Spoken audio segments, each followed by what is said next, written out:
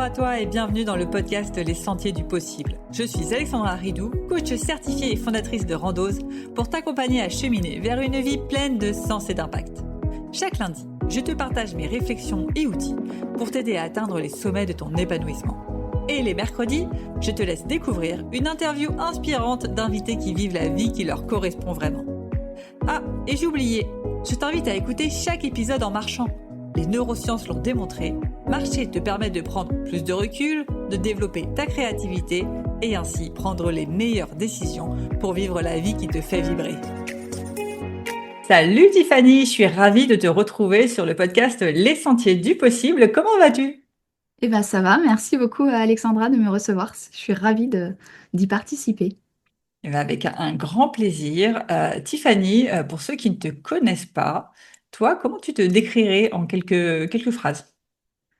Je dirais que je suis une nouvelle entrepreneuse et en même temps qui a très vite été dans le bain et qui en a fait un petit peu à la fois sa passion, son métier, son rythme de vie, un petit peu tout à la fois. Ouais. Et c'est ce qui m'inspire énormément d'ailleurs dans ton parcours, c'est avoir réussi vraiment à créer une entreprise au service de ta vie et pas l'inverse, et on aura l'occasion d'en reparler. Mais c'est vraiment inspirant. Et une question que j'aime bien poser en début d'épisode de podcast, là, si tu devais mettre une note sur une échelle de 1 à 10, à quel point ta vie fait pleinement sens, tu mettrais quelle note? Je dirais 9. Je suis contente en ce moment. Franchement, il n'y a pas grand-chose qui me plaise pas de manière vraiment globale. Ouais, je dirais 9. Ok. Tu t'as déjà identifié, genre, quel serait le truc qui te ferait passer à 10? Dormir un peu plus la nuit. Les enfants ne se réveilleront plus à 5 heures, peut-être. Bientôt, bientôt. Je compatis, je compatis. Nous, en ce moment, on a réussi à décaler jusqu'à 6h30. On est assez contents, assez fiers. J'aimerais. Ouais, ça va arriver, ça va arriver. Euh, Ton parcours, un peu en quelques lignes, Tiffany, t'as pas toujours été entrepreneur. Si je dis pas de bêtises, tu t'es lancée au début dans le salariat, un peu comme tout le monde. Euh, si on reprend, voilà, de la Tiffany qui arrive après bac dans ses études, c'est quoi un peu ton parcours? Alors moi, donc au départ, j'ai fait un DUT diététique. Finalement, ça m'a pas trop plu, donc j'ai continué mes études dans l'ingénieur agroalimentaire. Suite à ça, j'ai fait un stage dans une entreprise pharmaceutique euh, qui me plaisait beaucoup, beaucoup. Un stage en analyse sensorielle, c'est le fait de voir comment les produits sont faits. Il y a beaucoup de statistiques, c'est de la recherche et développement. Voilà, c'est en gros recherche et développement dans une grande entreprise. Ensuite, j'ai continué en intérim, parce c'était très compliqué d'avoir des CDI. Un jour, j'ai eu le Graal, le CDI.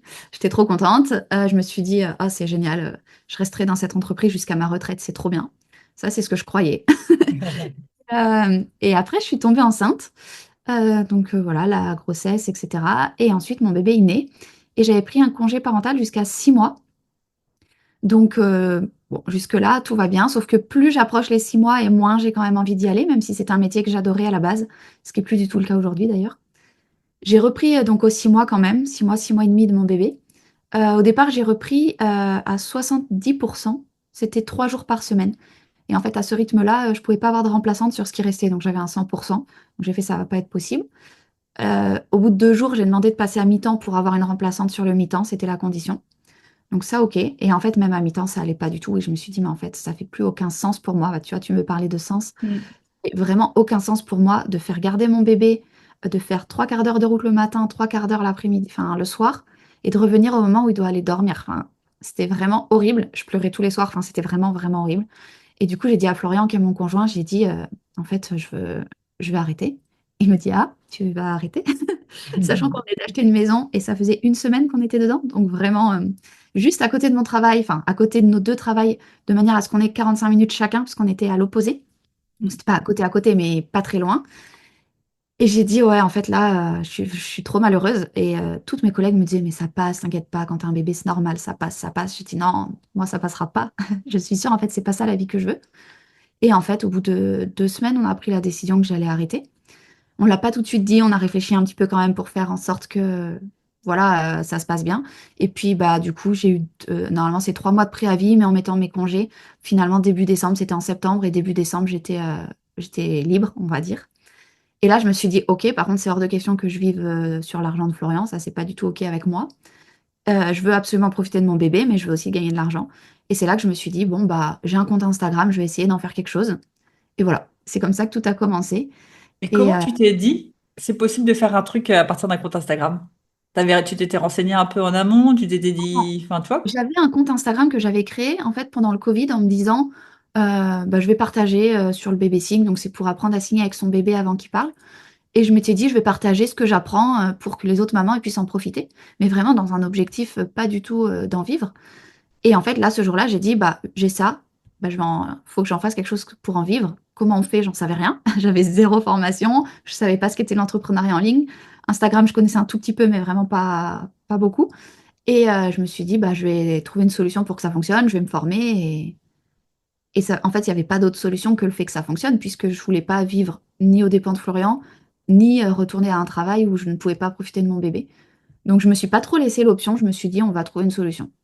Ok. Et là, donc, t'as posé ta dème ou t'as réussi à avoir une rupture conventionnelle? J'ai eu une rupture conventionnelle, donc j'ai eu de la chance par rapport à ça. Donc j'ai eu le chômage au départ. Et donc oui, il y a ça aussi qui fait qu'il n'y a peut-être pas le stress. Mais après, je pense que ce qui fait vraiment qu'il n'y avait pas le stress, c'est que je me suis dit, en fait, il n'y a pas d'autre solution. Et au pire du pire, je m'étais quand même dit, parce que bon, quand même, au début j'avais peur, je m'étais dit, je prendrais un 35 heures dans ma ville, là où j'habite, un truc, tu vois, genre vraiment un travail de base, pas du tout ingénieur. Et puis je ferais pile 35 heures juste à côté, 35 heures ça ira, voilà. Mais Mm. bon, en réalité, c'est pas ce que je voulais, c'était vraiment au pire des cas. Mais Ouais, dans tous les cas, je me suis dit, en fait, je vais me donner les moyens d'y arriver, et normalement, quand on se donne les moyens, on y arrive. ça finira par fonctionner, tu vois. Je savais pas quand, comment. Mais finalement, j'ai eu de la chance, rapidement, ça a marché. Parce que là, quand tu te lances, du coup, ton compte Instagram, il a combien de followers? Je sais plus. J'en avais déjà quand même, hein. J'en avais déjà peut-être 20 000, quelque chose comme ça, tu vois, je pense. Ok. J'en avais déjà beaucoup, mais qui me rapportaient 0 euros. Je savais absolument pas, parce que avoir 20 000 abonnés, c'est pas du tout pareil que avoir 20 000 euros. Tu vois, On ça est n'a d'accord. rien. Je ne savais pas comment on faisait pour faire que ces gens payent quelque chose et que je puisse en vivre. Donc j'avais beaucoup de monde parce que ça, j'avais compris comment fonctionnait Instagram. Rapidement, j'ai compris le fonctionnement. Et Mais comment par t'as contre, compris le fonctionnement d'ailleurs? Parce que du coup, vu que tu voulais pas en vivre, tu t'as pas dû faire de formation. non, j'ai fait aucune formation, c'est vraiment toute seule. Enfin, toute seule. Et en même temps, quand tu es entrepreneur ou quand tu es sur les réseaux, tu as toujours un réseau de personnes qui sont comme toi. Donc, en discutant avec les autres, j'ai eu beaucoup de copines influenceuses. Donc, l'influence, c'est quand même pas les mêmes stratégies que l'entrepreneuriat. Mais malgré tout, il y a des choses à prendre de l'influence dans l'entrepreneuriat et vice-versa. Et, euh, et je pense que en discutant, en comprenant, en fait, je testais des choses, je regardais les résultats. Et là, tu vois, ça fait 5 ans que mon compte il est ouvert. Et je continue toujours à tester parce qu'en fait, ça change toujours. La cible change toujours. Les gens, ils changent, ils veulent pas la même chose. Ce qui était vrai il y a 5 ans, c'est pas vrai aujourd'hui. Et donc, en fait, je continue toujours à tester et à voir un petit peu les résultats et à voir ce qui marche pas. Et je suis quelqu'un qui va pas du tout regarder les autres comptes. Au tout départ, oui, j'analysais un petit peu les autres, mais au jour d'aujourd'hui, très peu. Euh, 4-5, j'ai très peu, j'ai même pas 100 personnes que je suis sur Instagram, je suis très peu de gens parce que je veux pas avoir du brouillard, tu vois. Je veux vraiment faire mon analyse à moi. Ok, ultra intéressant. Et du coup, tu as 20 000 abonnés qui rapportent zéro. Ça a Mm. été quoi les premières actions que tu as mis en place pour te dire, bah, il faut que j'arrive à monétiser ça? Alors au tout départ, je suis partie sur le truc un peu de l'influence parce que c'est le truc que je voyais. En fait, l'entrepreneuriat en ligne, je savais même pas que ça existait. Donc, t'as Instagram, t'as plus de 10 000 abonnés, peut-être que tu peux gagner un peu de sous avec l'influence. Donc, c'est-à-dire l'influence, c'est des marques qui te payent pour faire la promotion de produits. Sauf qu'à 20 000 abonnés, en vrai, non, en fait, ça suffit pas pour être payé. C'est genre, ils te le donnent gratuitement et tu vends quelque chose en échange d'un cadeau. Sauf que bon, bah, du coup, ça marche pas trop pour en vivre. Voilà, c'était pas le plan. Et en fait, je me rends compte que vendre des produits, bah déjà, je trie beaucoup pour prendre que des choses qui ont du sens pour moi et que j'utilise réellement. Et en fait, je me rends compte que c'est pas ça qui me plaît. Et là, en fait, au travers d'une discussion, je sais plus exactement comment, je discute par WhatsApp avec une copine d'école d'ingé, et en fait, qui me dit qu'elle s'est lancée dans l'entrepreneuriat, donc elle est plus du tout dans l'agroalimentaire non plus, dans un domaine qui n'a rien à voir sur le couple, enfin rien à voir. Et elle me dit, et elle commence à me dire un peu comment ça fonctionne. Et je fais, waouh, c'est trop bien, ça me plaît, c'est trop bien. Et vraiment, tu vois, je trouve ça trop intéressant, super pertinent de pouvoir vivre de ce qu'on aime, de pouvoir, bah, moi, mon cas, c'était de permettre aux bébés de se communiquer avec leurs parents avant qu'ils parlent et d'avoir un impact, tu vois, énorme sur les gens. Et du coup, je trouvais ça trop bien. Et je me suis dit, bon, ok. Et puis voilà, c'est comme ça qu'après, je me suis formée. J'ai trouvé une formation pour savoir ce qu'était l'entrepreneuriat en ligne. Et là, c'était parti et c'était bon, en fait. Et j'ai su que c'est ça que je voulais faire et là, pour le coup, peut-être je me trompe encore, comme c'était le cas au départ, mais je pense vraiment que je vais y passer toute ma vie à faire ça parce que j'aime trop, en fait. Il n'y a rien que j'aime pas. Ouais. Et, euh, et la première fois où tu as lancé une offre, du coup, ça a bien marché, ça a bidé, ça a été comment? Non, la première fois où j'ai lancé, alors j'avais lancé des petits trucs un peu comme ça à ma sauce avant de me former, qui du coup fonctionnaient pas très bien parce que j'avais pas les codes. Mais la première vraie formation que j'ai lancée avec toute la stratégie qui va avec, j'ai fait une masterclass, etc. Ça a été mon meilleur lancement que j'ai jamais refait. C'était incroyable parce qu'en fait là du coup j'avais continué à monter ma communauté vraiment bien comme il faut. Donc là j'avais une grosse communauté. Et en fait, j'en ai fait vraiment un événement et ça a été un lancement qui m'a fait plusieurs années de salaire. Enfin, ça a été incroyable. Ouais. Et, euh, et ouais, donc, ouais, non, le premier vrai lancement, en ayant suivi ce qu'il fallait, tu vois, pas en faisant à ma sauce, c'était vraiment, vraiment bon. Et après, en fait, je pense que c'était le meilleur parce que bah, ça faisait des années que j'étais là et que je vendais rien. Donc, forcément, il y avait plein de gens qui étaient hyper contents que je leur propose quelque chose. Et après, j'ai refait des choses, on va dire, similaires, mais j'ai jamais redépassé. Donc, c'était combien, Sur si t'es cette pas entreprise, indiscrète? sur l'e-leasing. Autour de 100 000 euros Ouais, sur très bien. une masterclass. Avec du coup une formation pour apprendre la langue des signes, c'est ça? Ouais, c'est ça. Ok. Et là, on est du coup en quelle année? Là, c'est juste l'année d'après. Donc, moi, c'était en 2022 que tout fin 2022. Enfin, j'ai commencé janvier 2023. Et là, le lancement, c'était pile un an plus tard, janvier 2024. Pourquoi un an? Parce que je suis tombée enceinte entre-temps. Et j'ai fait toute ma grossesse en 2023. Et j'ai accouché en février 2024, en fait. Donc la grossesse, moi, c'est une période où je suis très fatiguée et où j'ai avancé plutôt lentement. Je pense que j'aurais pu clairement, sans être enceinte, le faire 6 mois avant. Mais là, ma priorité, c'était ma grossesse. Et du coup, j'avais tout préparé enceinte et j'ai lancé Je veux dire, juste sur... du coup, tu as fait la masterclass juste après avoir accouché? Oui, c'est ça. Mais tout était prêt. Bon, parce qu'il y a la fatigue pendant la grossesse, mais il y a aussi la fatigue après quand même. Ouais, ouais, mais en fait, j'avais vraiment tout préparé. Mes mails, tout était programmé. La masterclass, tout était prêt. J'avais que le direct à faire. C'était vraiment pas compliqué, tu vois. Mes Ok. posts Insta, mes réels, tout était. Il y avait juste à appuyer sur le bouton et ça se lançait. Donc Ouais. vraiment, tout ce qui était en amont avait été fait les mois d'avant. J'avais tout Ouais. anticipé. Vu que je savais que j'allais accoucher et que je savais pas trop quand, parce que j'avais des menaces d'accouchement prématuré. Donc à 3 mois après, je savais pas trop quand. Donc j'avais Ouais. vraiment tout anticipé. Ok. Et un truc qui m'inspire chez toi, c'est comment tu arrives justement à mêler vie de maman et vie d'entrepreneuse. Est-ce que tu peux nous dire un peu, combien d'heures tu travailles en moyenne par jour? Alors ça fluctue forcément, tu vois, mais quel est un peu ton objectif? Alors là, cette année, c'est plus qu'avant, donc depuis septembre 2025, parce que mon deuxième, il a commencé la crèche à un peu plus de 18 mois, mais pendant 18 mois, j'étais avec lui tous les jours. Donc je travaillais pendant ses siestes. Donc tu vois, un nouveau-né, c'est une demi-heure par-ci, une demi-heure par-là. Là, maintenant, à 18 mois, c'est plutôt des siestes de 2 heures à 3 heures, donc 2 à 3 heures pendant la sieste. Et ensuite, le soir, souvent, je vais retravailler 1 heure ou deux. Donc pendant un an, les derniers 2 ans, c'était ça à peu près. Donc on va dire 4 5 heures par jour à peu près. Là maintenant, c'est un peu plus parce que j'ai 3 jours sans enfant.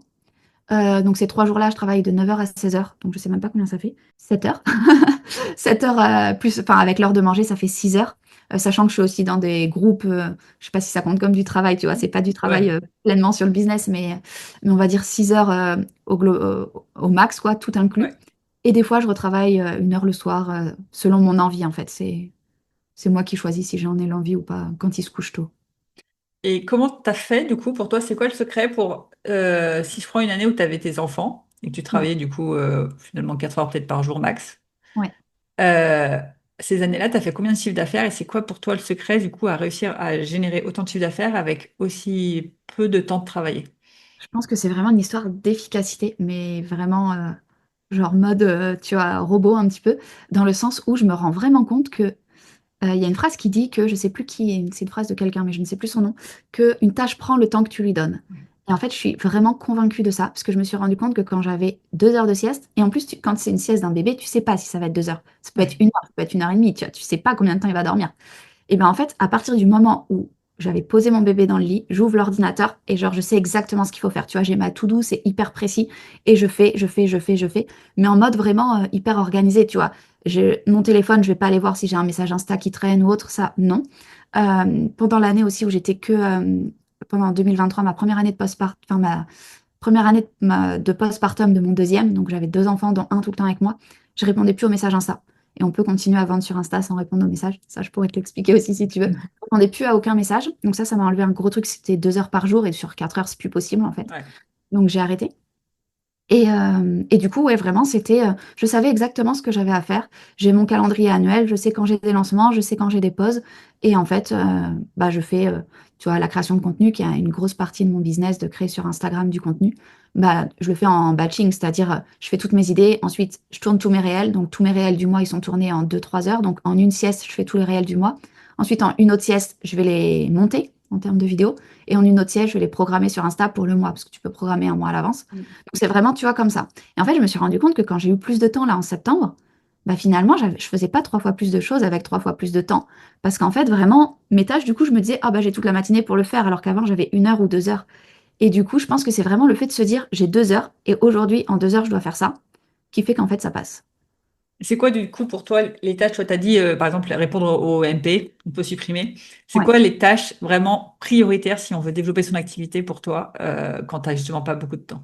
Alors moi, là, sur l'e-lassing, du coup, parce que maintenant, il y a aussi Louvia, mais sur l'e-lassing, à ce moment-là, quand j'avais mon bébé, c'était créer du contenu sur Insta. Donc réel, carrousel, des choses comme ça. Surtout réel. Moi, je suis surtout sur les réels par rapport à mon business. Pour d'autres personnes, ça serait plutôt autre chose. Des stories. Pareil, une story, je mettais entre 15 et 30 minutes par jour sur les stories que je priorisais. Euh, et ensuite, eh bien, une offre. Donc l'offre, la bonne offre, c'est-à-dire la page de vente comme il faut, le bon panier. Et puis, voilà, en gros, tu as le tunnel de vente, en fait, qui est vraiment fait de manière optimisée. Et c'est aussi ça, je pense, qui m'a permis de travailler peu, c'est que tous les jours, je fais des ventes sans action de ma part, tu vois. C'est des Ouais. choses qui sont automatisées, donc du coup, ça fait des ventes tout seul. Et les gros événements dans l'année, j'en ai que deux. Mes masterclass, j'en fais que deux par an. Et du coup, bah là, la première, j'avais beaucoup travaillé, mais après, en fait, je reduplique. Donc finalement, je fais juste un check. Donc je pense Ok. que, Parce que du coup, à part tes deux gros lancements par année là, le reste, t'es sur du petit produit qui se vend, on va dire, tout seul. Dans le sens où ton tunnel, il est fait une bonne fois pour toutes. Tu fais une story, hop, les ventes vont venir. Tu fais un post, hop, les ventes vont venir. Mais tu revois pas ton tunnel forcément, c'est ça? ouais, j'avoue que moi, alors, j'essaie d'optimiser quand je vois que ça marche pas, mais c'est, enfin, quelque chose qui marche, je vais pas forcément me casser la tête pour chercher d'avoir 1% de conversion en plus. En fait, je suis vraiment en mode 80-20. Ça fonctionne, ce que je gagne me suffit, et je vais pas passer 1000 ans à essayer de trouver 1% de plus, tu vois. Après, on Ouais. est sur des petits produits. Donc, quand c'est sur des produits à 30 euros, c'est pas pareil que quand c'est sur des produits à 3000. À Ouais. 3000, 1%, c'est pas pareil qu'à 30 euros. Mm. Et donc, du coup, pour moi, là, sur la stratégie low ticket, petit produit, bah, en fait, c'est mieux vaut fait que parfait, clairement. J'ai vraiment ça dans la tête tout le temps. Et en fait, c'est plus efficacité. Je sais ce qui fonctionne, je sais ce qui fonctionne pas, je fais ce qui fonctionne. Mais par contre, je vais pas chercher le petit pourcent de plus, forcément. Mm. Et pour ceux qui cherchent à vendre sur Instagram, t'as genre ton meilleur conseil pour justement réussir à vendre, que ce soit en story, en post. Alors, un conseil, c'est compliqué, je vais t'en dire plusieurs, parce qu'en fait, c'est l'association de plusieurs critères qui fait que ça fonctionne pour moi. Je pense que le premier, il y a le fait d'incarner sa marque. Et quand je dis ça, tu vois, là, j'accompagne des gens dans Louvia qui sont pas leur cible. Par exemple, une personne qui accompagne la ménopause, mais qui a 30 ans, tu vois, c'est pas, elle n'est pas sa propre cible. Et pourtant, en fait, tu peux toujours incarner ta marque d'une façon ou d'une autre. Donc, par exemple, moi, donc là, si je prends l'exemple de la ménopause, où elle va vendre des tisanes, bah, elle peut prendre sa tisane, tu vois, en story, Mm. même si elle est pas dans une phase de ménopause. Moi, avec les signes pour les bébés, ben, on va voir quand j'ai des interactions avec mes bébés, comment ils signent, la relation que ça crée, etc. C'est vraiment le fait d'incarner ce que tu proposes à la vente. Ça, je trouve que c'est hyper important. Et après, c'est d'avoir un tunnel optimisé sur Instagram aussi. En fait, Instagram est un tunnel de vente et de l'optimiser. Alors, d'une personne à l'autre, c'est très différent. Et peut y avoir de vendre en direct, peut y avoir de passer par un produit gratuit pour vendre derrière. Il y a plein de stratégies possibles. Mm. Et moi, j'avoue que vendre tous les jours, c'est pas du tout mon truc. Et pour le coup, ça prendrait plus de 15 minutes par jour pour faire les stories. Donc moi, je vends pas sur Instagram.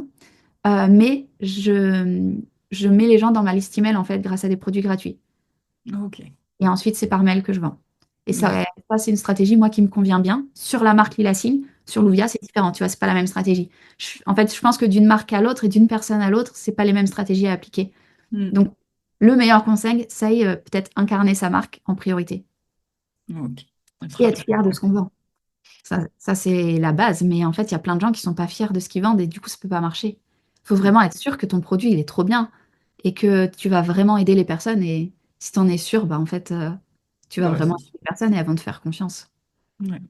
Je suis d'accord avec toi. Le syndrome de l'imposteur, c'est le premier truc qui tue des entrepreneurs parce que si tu doutes, forcément, les autres peuvent pas avoir confiance en toi si toi-même tu doutes de ton produit. Oui, c'est ça. Euh, Ça se sent, en fait. mm, Ultra inspirant. Et du coup, cette année, 2025, tu lances une deuxième marque, une deuxième entreprise, euh, Louvia. Pourquoi? Comment? Qu'est-ce qui se passe? Tu t'ennuyais? Alors, je m'ennuie jamais. En tant que maman de deux enfants rapprochés, je pense qu'on ne peut pas trop s'ennuyer. Et entrepreneuse, enfin, qu'on soit que entrepreneuse ou que maman, je pense qu'on s'ennuie jamais, donc les deux encore moins. Mais Louvia, en fait, c'est une marque qu'on a déposée donc avec mon conjoint Florian il y a plus de 2 ans. J'étais même pas encore enceinte du deuxième. Sauf que Louvia, il y a de l'accompagnement. Et qui dit accompagnement dit qu'il faut avoir des créneaux pour pouvoir accompagner les mamans. Parce que c'est pour les mamans. Et en fait, bah, tant que j'avais mon bébé, enfin, tant que j'étais enceinte et que j'avais pour projet d'être 7 jours sur 7 avec mon bébé, c'était pas un projet possible.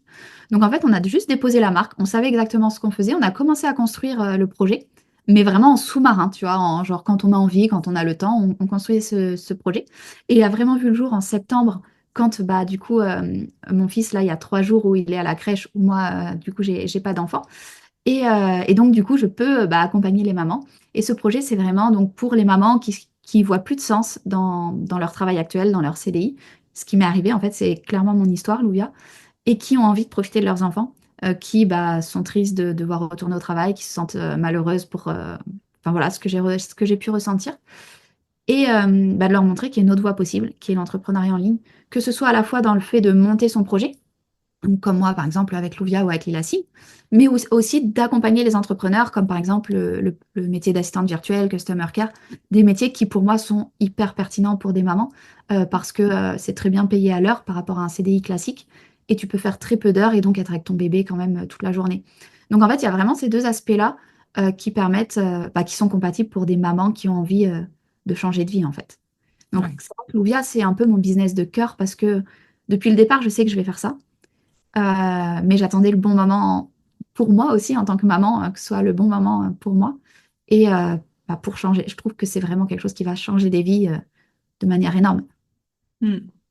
Et comment ça se passe, du coup, refaire une marque de zéro? C'est quoi un peu les difficultés? C'est quoi les choses, les enseignements que vous en avez tirés? Parce que c'est deux business quand même très différents. Le premier, on est sur du petit produit sans accompagnement. Là, on est sur du gros produit. Euh, Comment tu as vécu ça? C'est quoi un peu ton expérience? Bah, c'est vrai que c'est complètement différent, mais du coup, en fait, c'est stimulant. Moi, j'adore les nouveaux projets, les nouvelles expériences. Là, on s'est dit vraiment, Louvia, tu vois, on ne sait pas qu'est-ce qui va se passer, parce qu'on n'a jamais fait de gros produits, comme tu dis, des offres chères à étiquette. Enfin, là, c'était une offre à plus de 2 000 euros. Bah, on n'avait jamais fait. Malgré tout, on connaît, enfin, tu vois, on connaît des personnes qui l'ont fait, on sait les stratégies en théorie, mais en pratique, c'est toujours un peu différent. Et finalement, en fait, on a refait bah, ce avec quoi on était à l'aise. Là, on a aussi encore fait le 80-20. Parce que du coup, même si j'ai un peu plus de temps pour travailler, je reste quand même à un taux horaire qui reste très faible par rapport à la majorité des entrepreneurs. Et en plus, on a 3 marques. Donc, à un moment donné, on ne peut pas tout faire. Et donc là, sur ce que le but, c'est de continuer l'e-leasing pour aussi les mamans qui veulent signer avec leur bébé et les comprendre. Et donc, du coup, sur Louvia, pour le premier lancement, j'ai fait avec ce que je savais faire, c'est-à-dire que j'ai créé un compte Insta de zéro, du coup. Euh, j'ai fait une petite communauté, beaucoup plus petite, hein. Là, actuellement, j'ai 2 000 personnes, mais quand j'ai vendu, j'avais 1 200, 1 300 personnes. Et j'ai commencé à vendre sur Instagram. Alors là, enfin, toujours la même stratégie quand même. Je vends pas en direct sur Instagram. Je propose de venir dans mes emails et c'est là que ensuite les personnes qui le souhaitent peuvent nous rejoindre. Et ensuite, j'ai fait des entretiens de candidature parce que je voulais pas prendre n'importe quelle maman. Je voulais des mamans qui vont réussir parce que c'est quand même un budget, donc il faut que tout le monde s'y retrouve et que tout le monde soit hyper satisfait à la fin. Et donc j'ai fait des entretiens. Ça, c'était la première fois que je faisais ça. Euh, Et en fait, ça m'a plu, tu vois. Je trouvais ça cool de découvrir des histoires, des mamans, un petit peu leur histoire. Et voilà, et en fait, finalement, en 15 jours, on a rempli toutes les places de l'académie qu'on avait avec 1000 abonnés. Donc c'est là que, tu vois, quelque part, j'ai 200 000 abonnés sur Lila Singh et pour du petit produit, enfin, c'est trop bien. Mais d'un côté, tu vois, là, sur Louvia, avec 1000 abonnés, on peut faire un ça fait le chiffre d'affaires de l'année, finalement, Ouais. qu'on avait besoin sur 2 semaines. Donc, je pense que ce qu'il faut, c'est ouais, vraiment que la communauté soit la bonne communauté, en fait, soit vraiment des gens engagés et qui te suivent parce que tu incarnes ta marque. Mm. Et ces 1000 abonnés, du coup, c'est des gens de Lila Signe qui ont basculé ou vous avez réussi à faire, je sais pas moi, des contenus un peu viraux qui vous ont fait apporter du nouveau monde et tu sais à peu près d'où ils viennent, ces 1000 abonnés? Ouais, la majorité, on n'a pas fait de contenus viraux. Le but là, c'est vraiment de faire des contenus plutôt qui convertissent, qui vendent. C'est pas de faire du viral, c'est une autre stratégie. Euh, j'ai fait une story sur les lacings. J'en ai fait qu'une parce que bah, c'est pas le sujet. J'ai fait un mail et aussi sur notre autre entreprise, qui est une entreprise de bundle, où on a fait aussi un mail à notre liste email. Donc en fait, il y en a qui viennent de Lila Singh, d'autres qui viennent de Keros Bundle. Et voilà, globalement. Et Ok. après, il y en a qui viennent, enfin tous les jours, il y en a qui s'abonnent au compte-gouttes, tu vois, un par-ci, un par-là, avec Mm. les posts créés.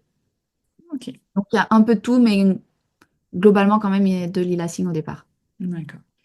Et Florian, ton mari, donc quand tu t'es lancé, je reviens un peu en arrière sur l'histoire, il est des salariés. À quel moment vous vous êtes dit, allez, vas-y, all-in, on se lance tous les deux dans l'entrepreneuriat et on se lance ensemble? Alors, quand moi j'ai quitté, il m'a dit, moi jamais je ferai ça. J'aime trop mon métier, j'adore. Il avait un poste avec beaucoup de responsabilités, beaucoup de travail aussi. Il partait à 7 heures, il rentrait à 20 heures et des fois il travaillait le week-end parce qu'il y avait une urgence. Enfin, il était un peu le pompier de la boîte. Et donc, ouais, gros salaire, tout gros. Mais aussi, bah, il voyait pas Léandre. À l'époque, il y avait que Léandre, notre premier fils, parce que bah, il le voyait que le week-end, quand tout allait bien, quoi. Mm. Et en fait, c'est moi, j'ai essayé de lui dire, il me dit non, mais j'aime trop, moi je le ferai pas. Je fais ok. Et en fait, au bout de 6 mois, il a vu bah, déjà ce que je pouvais faire toute seule en 6 mois, bah, le salaire que je pouvais avoir. Parce qu'en fait, dès le premier mois, j'ai eu mon salaire de cadre que j'avais avant en, en tant qu'ingénieur. Donc très rapidement, il a vu que en fait, ça fonctionnait mieux que ce qu'on pouvait imaginer. Et il m'a dit, bah, en fait, on pourrait faire des trucs trop cool à deux. En fait, à deux, on peut encore mettre plus parce que lui, il a vraiment le côté technique euh, pour tout optimiser, tout automatiser que moi, j'ai pas du tout. C'est des choses qui me... Vraiment, c'est pas ma zone de génie du tout, du tout. Tu vois, ma zone de génie, elle est sur Instagram. Elle est pas du tout sur faire un tunnel avec les bons tags, les bons trucs. Ça, c'est dur pour moi. Et je le faisais quand même parce que j'avais pas le choix. Mais en fait, quand il m'a dit ça, j'ai fait, ah ouais, trop bien. Enfin, en fait, on ferait un binôme trop bien. Et donc, au bout de 6 mois, il s'est dit peut-être que. Au bout d'un peu plus de 6 mois, il s'est dit, OK, je vais demander une rupture conventionnelle ou je vais démissionner parce que c'était plutôt une boîte où il n'y avait pas de rupture conventionnelle. Et finalement, un an après, donc ça a mis un an, pile un an après que moi j'ai commencé, lui, il m'a rejoint. Donc là, j'étais enceinte du deuxième à ce moment-là. Enfin voilà. Et, euh, et ouais, c'est là que ça a commencé où vraiment on s'est dit, bon bah là, maintenant, en fait, on met l'entrepreneuriat au service de notre famille. Et en fait, c'est toute notre famille qui vit grâce à l'entrepreneuriat en ligne, en fait. Et c'est trop bien Mm. parce que, bah, en fait, lui aussi, il peut profiter beaucoup plus de ses enfants qu'avant, tout en ayant bah, un salaire hyper convenable. Et du coup, c'est cool. Et il y a eu un petit moment de flip ou non, ça s'est fait de manière assez fluide, oui, c'est bon, on va réussir à faire deux salaires. Alors, non, franchement, pour le coup, il n'y en a vraiment pas eu quand lui, il a quitté, pour deux raisons. La première, c'est que son travail, c'est assez facile à retrouver en cas de besoin. Donc, si vraiment ça le faisait pas, ça lui plaisait pas, il aurait pu retrouver quelque chose. Mm. Enfin, en tout cas, c'est notre croyance. Et la deuxième chose, c'est qu'en fait, moi, je gagnais déjà pour nous deux. Donc, si je gagnais seule pour nous deux, bah, en fait, il n'y avait pas trop de risques, tu vois, financiers, Ouais. ça allait le faire, tu vois. Et en Mm. fait, on avait acheté notre maison, donc on s'est dit, bon, bah, tu vois, faut rembourser le crédit. Mais ça faisait déjà un an que moi j'y étais. Et donc, autant quand moi j'ai quitté de me dire, faut que je continue à rembourser le crédit, comment je vais faire? Ça, je me suis posé la question quand j'ai commencé moi, que je connaissais pas. Mais un an après, je connaissais, je savais que c'était possible. Et Et à deux, forcément, tu peux faire que plus, normalement. ah, c'est ça, voilà, c'est ça. Donc, en fait, il n'y a pas eu le stress quand c'est lui qui a quitté. Mm. Pour Et nous, vous en tout êtes cas. posé les questions de entreprendre à deux, en couple?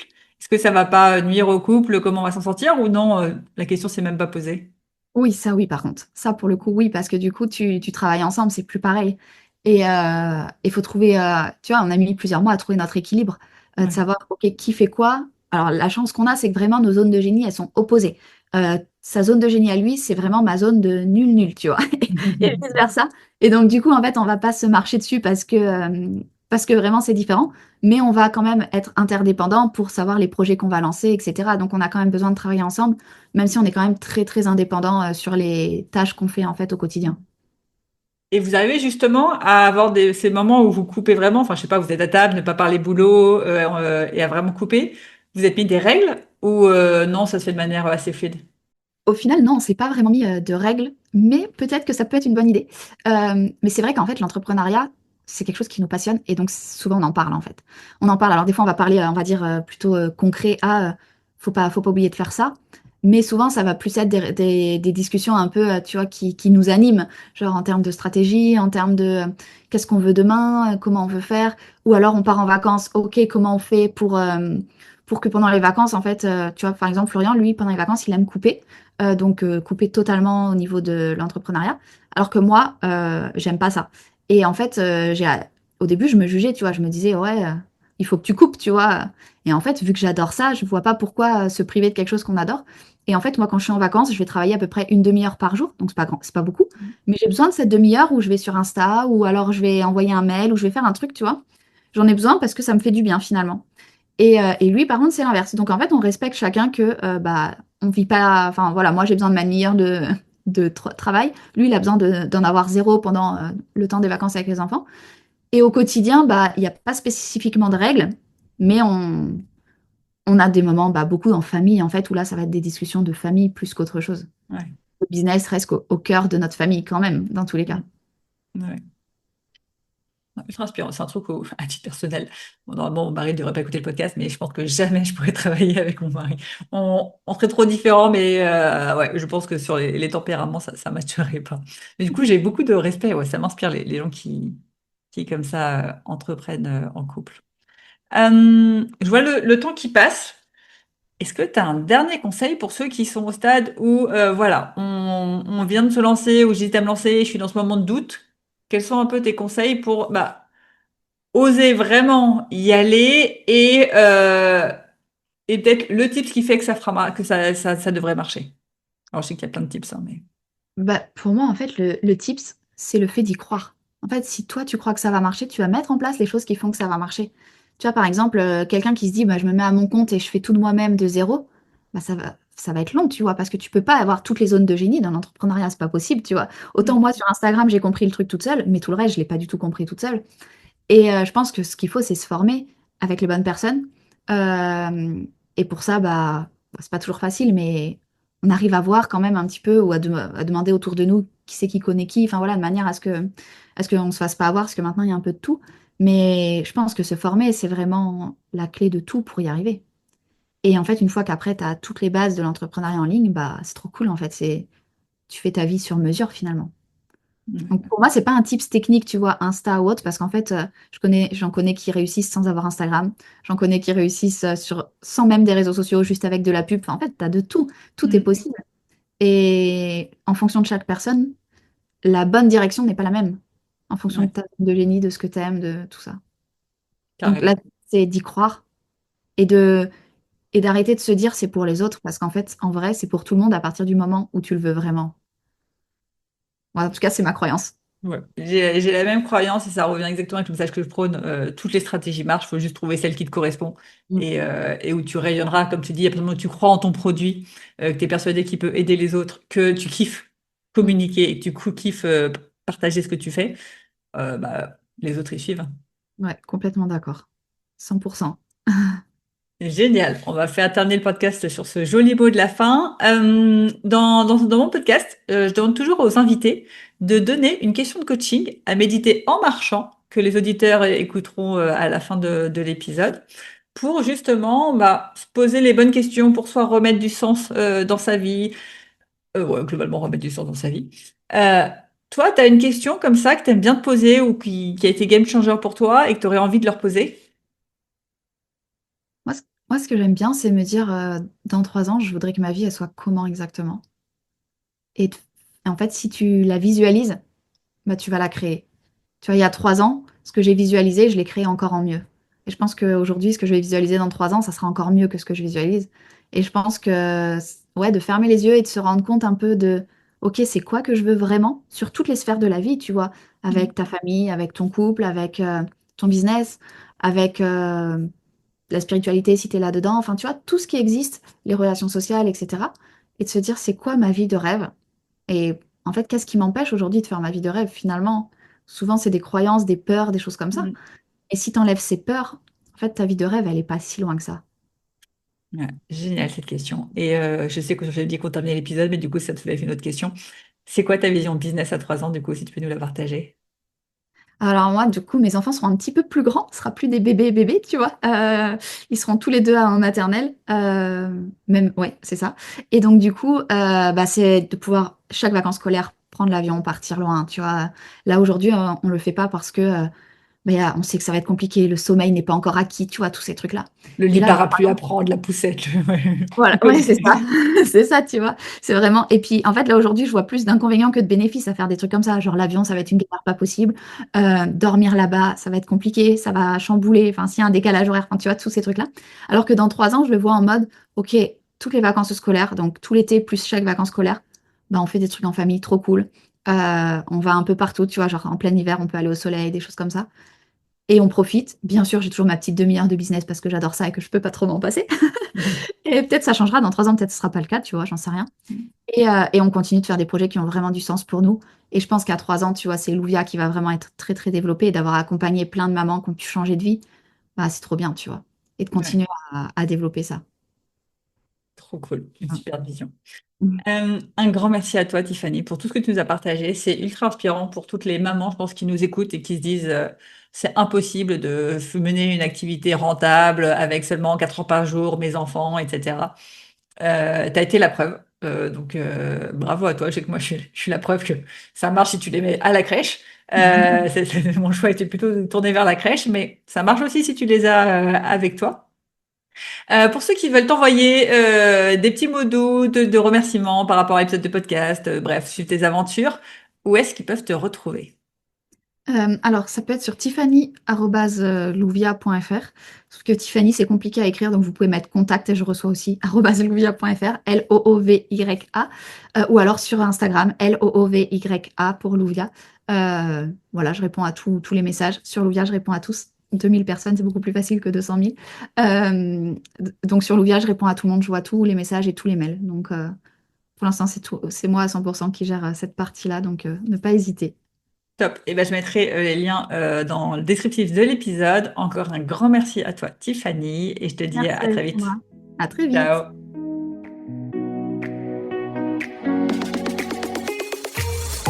Avant de te plonger dans la question de coaching du jour, pense à rejoindre la plateforme d'exercice en ligne du podcast pour y retrouver les notes d'épisode, les questions de coaching et l'action à réaliser pour cheminer pas à pas vers une vie pleine de sens et d'impact.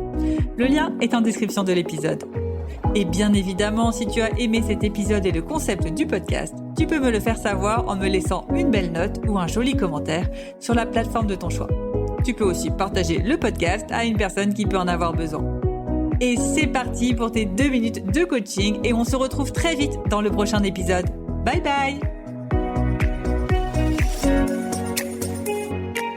Et c'est parti pour ta question de coaching à méditer en marchant et en musique. Et aujourd'hui, c'est Tiffen qui te pose cette question. Dans 3 ans, tu veux que ta vie ressemble à quoi?